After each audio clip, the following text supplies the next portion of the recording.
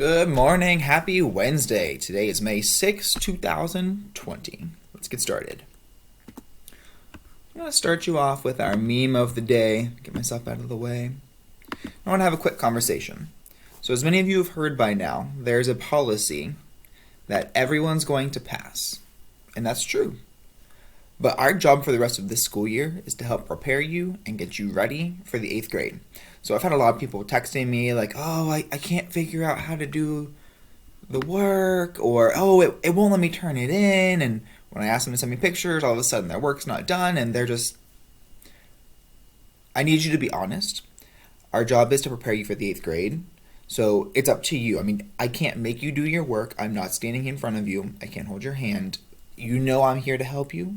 I'll be happy to help you any chance I get. But you have to try. So I don't want to see any more of this turning work in blank and telling me, oh, I did it, and you really didn't, because a couple of you have done that. Please make sure you're holding yourself accountable. Make sure you're preparing yourself for 8th grade. Make sure you're being honest with yourself, and you're doing the best that you can.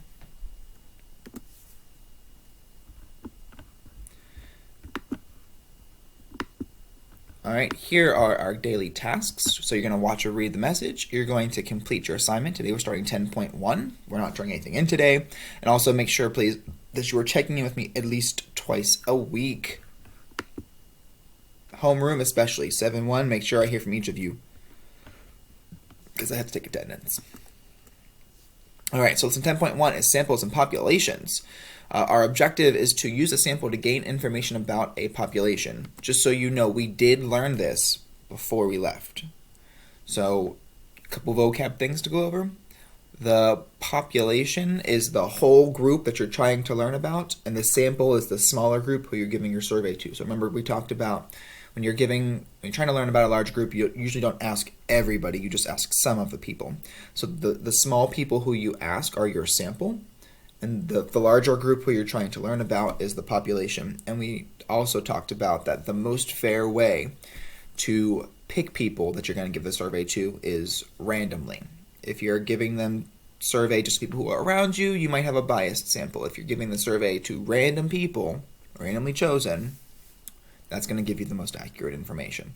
Also, know that the more people who you give the survey to, the more accurate your results are going to reflect the whole population.